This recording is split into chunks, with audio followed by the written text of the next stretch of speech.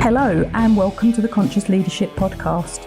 My name is Julie Hogbin and I am the creator of the 3 weekly episodes that are produced: Wealth Wednesday, the A to Z of Business on Friday, and a longer content piece or interview on a Monday. If you like what you hear, please share this podcast if you think it would support and help somebody else. And I thought I would start off with a thought process, really, a bit of a definition about what is a team. So when you think of a team, I'll ask you to think about what it means for you. But what is a team? And basically, it is a group of people working together and relying on each other to achieve a joint goal. And the relying on each other and working together to achieve the joint goal is absolutely key in what a team is. And I'll talk about a working group in a moment. But if you think about, go to the sports arena for a while, if you think about rowing and the fours, there is not a single individual in that team of 4 that actually wins the race. The 4 skill sets together, the positions they sit in the boat, add together, join together to create the winning team. If you think about an F1 team, so Formula 1, the driver is part of the team, but the background team, like when they change the wheels, when they go in for that pit stop, are absolutely operating and working as a team. And if they don't work together and rely on each other, then the driver with the car doesn't get out the pits quick enough. He'll lose time on the race. So the team behind the driver. And then if you think a relay race, rather than a 100-metre sprint, a relay race, the 4 people in the relay race, the changing of the baton, the handover, the positions that they run, so who's good in the first position, who's good in the last, and what happens in the middle, that is the team. The 4 together come together to create the team that achieves more, because they are all there for a joint goal. And let's have a look at the difference between a team and a working group, because this is vital for whether you are trying to or attempting to build or even want to build a team spirit, because in some cases you don't have to. There's a myth around every group of people is a team. They're not. So there is a difference between a team and a working group. And a working group, as a small, slight definition, is a group of people, a group of individuals that come together for a period of time, maybe for a single project. It is sometimes called matrix working. I'm sure there are other names for it. But the individuals come together for a single project and they bring with them their expertise for a particular part of that project. They complete the project and then they disperse. They may never work together again. They may never see each other again. Now, much time and energy can be spent attempting to make a working group a team. Don't bother.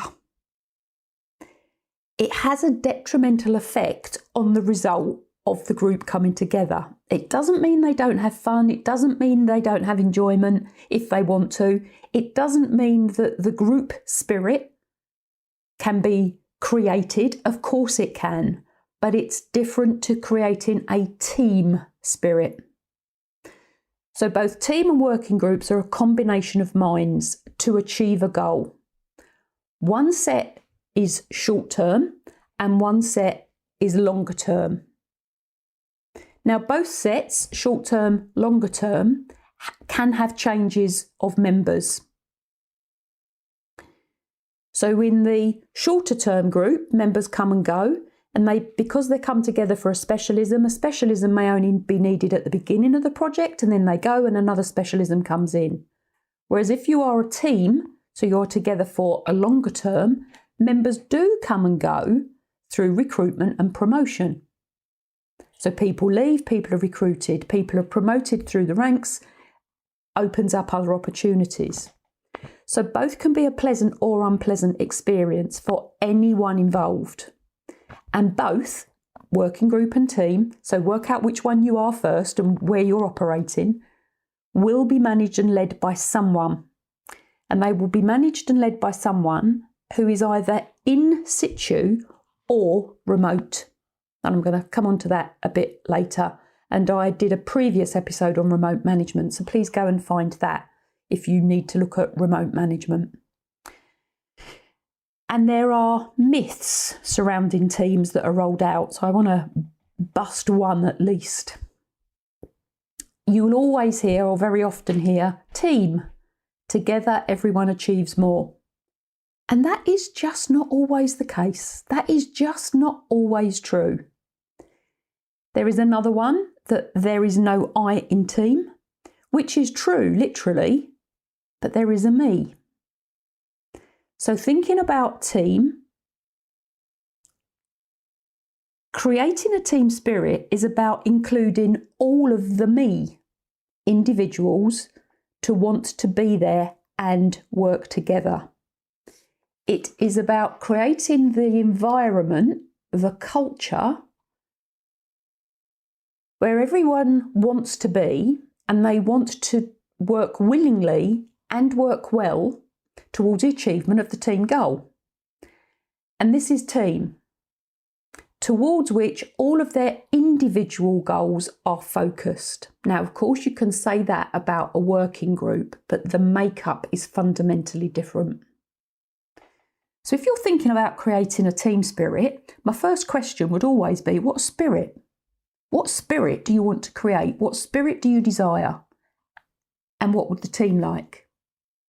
So remember, it's made up of individuals, which include you as the manager, as the leader, or whoever you are listening to this, chief exec, senior management team, whatever your title is. If you are part of a team, it includes you as well as all the team members.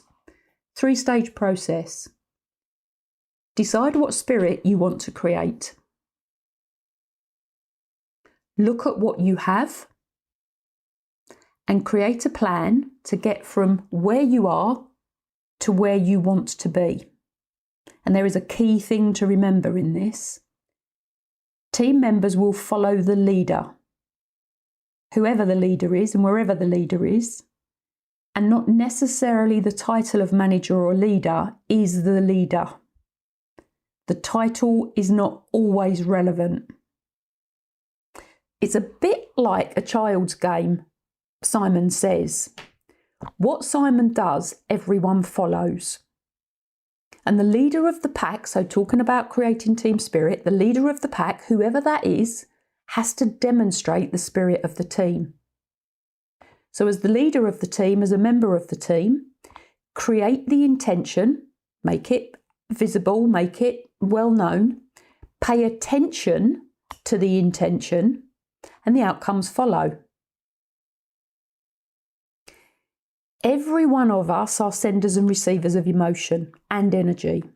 So if you send positive energy, positive emotion, that's what will be received, and that's the outcome you will ultimately achieve. If you send negative sending, it will be received negatively, and ultimately that is what the outcome will achieve.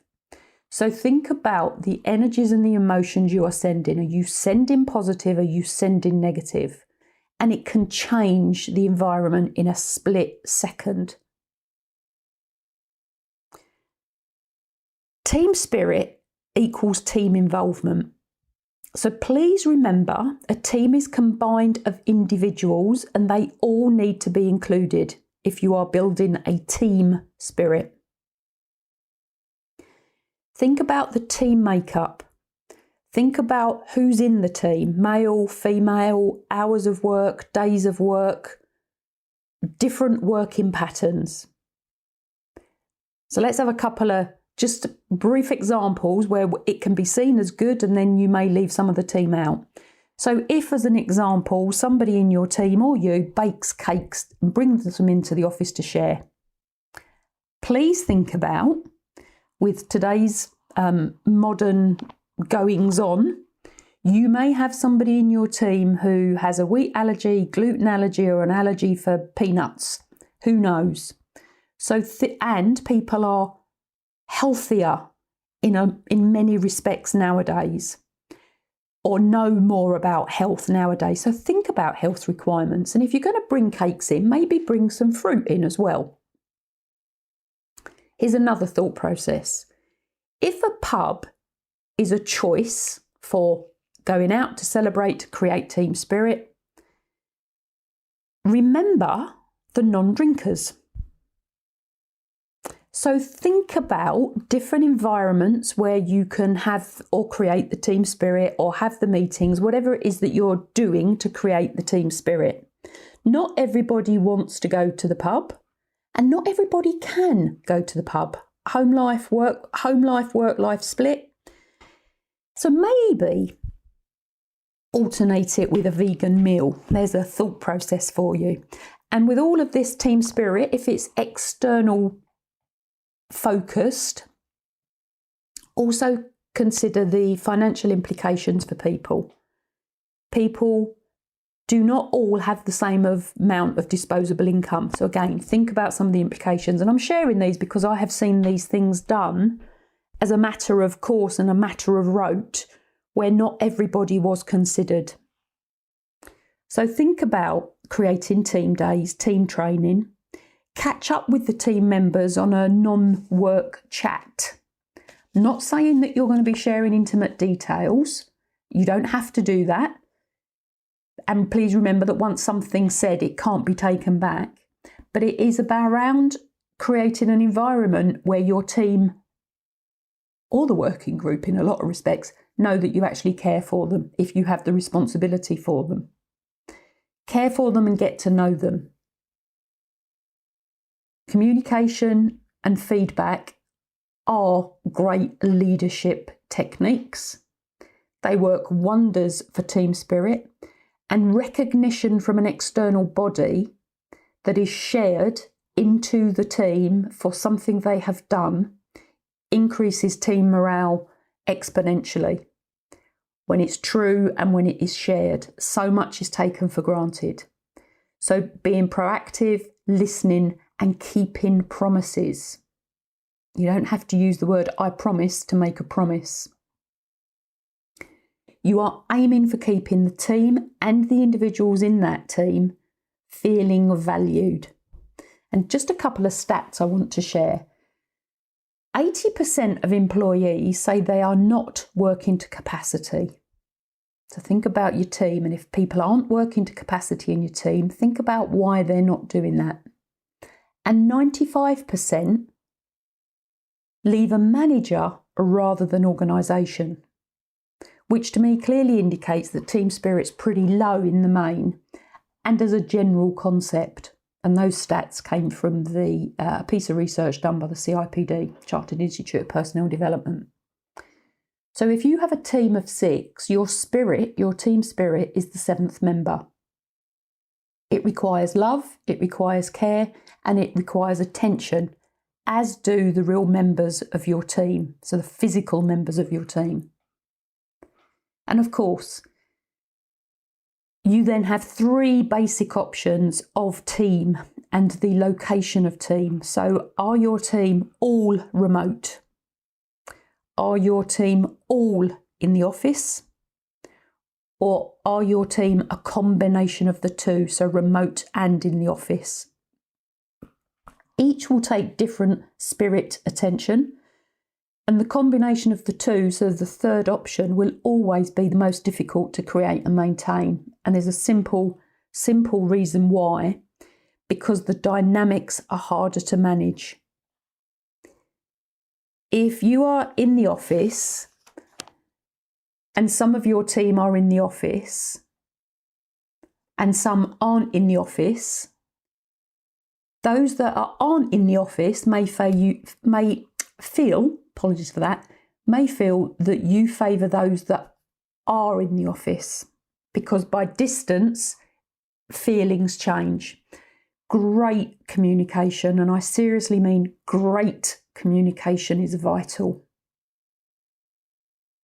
So think about how you operate and what gets in the way of team spirit, both physically and emotionally.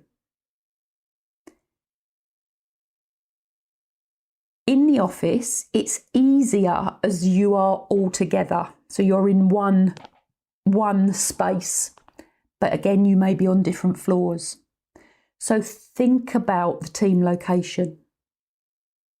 Think about how your team positions are set up. Think about whether you are hot desking. Think about whether you've got the quiet zones. Think about where people go for their meetings. Think about what is in the way of creating a team spirit. And a true story, I saw a team divided by a strip of carpet that was actually put in place as a fire exit route. And half of the team on one side of the different coloured piece of carpet and half of the team on the other side. And they were not a team because of that division of about 4 foot of a different piece of coloured carpet in an open plan office. If you have a remote team, it will need additional time and energy. Remote team, home working, whatever you're calling it within your realm. And you will need a purposeful intervention to build and get the team involved when they are remote, because by nature they are remote. Really think about working patterns, days, times, shifts. And if you have a team meeting, same time, same day, regularly, and 1 or 2 people cannot attend every time because of the working patterns, switch it up, change it around, or buddy them up purposefully so they know what has gone on and they have not been left out. Now, thinking about team spirit, when someone leaves or someone joins, the team becomes a new team. So please remember you have a new team on those changes. If someone is out on, I don't know, just as an example, maybe maternity leave or paternity leave, or they have been out sick for a while, when they come back into that team, welcome them in as a new member, keep them updated. They will be valued, the team will appreciate that they have been out, bring them back in and welcome them in.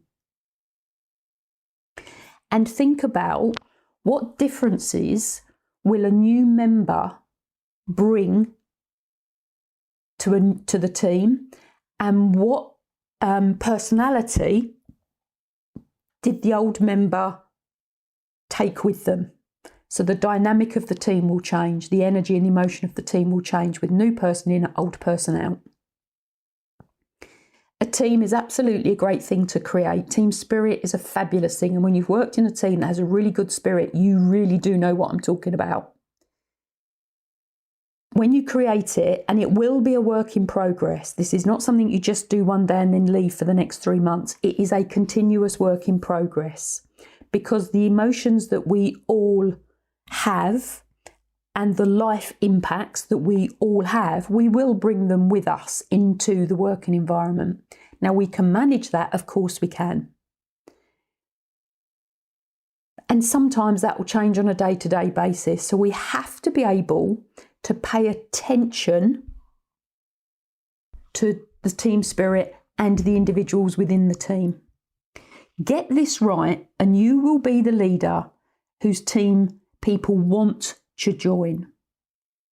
Your team will be those that outside of your industry hear about. You will be the individual that people know in your industry and want to come and work for. Your reputation will grow positively. I wish you all the very best with this. Again, always, as I always say, if you've got any questions, please connect with me, contact me, and I will help you in whatever way I can. Team spirit is vital. If you've got a good one, it'll be fabulous. If you've got a poor one, it won't be great. So give it a go. Ask me any questions you want. Please go and listen to my other episodes on Book Boon. There are many there, and they will all serve you within your leadership and management journey. Thank you for listening to this episode of the Conscious Leadership Podcast. If you have any questions, please contact me on any one of the social media channels. I'm on most of them, including Clubhouse and YouTube, and my books are on Amazon. If you would like a topic discussed, please tell me, and if you have found this information useful, please share and please leave a review.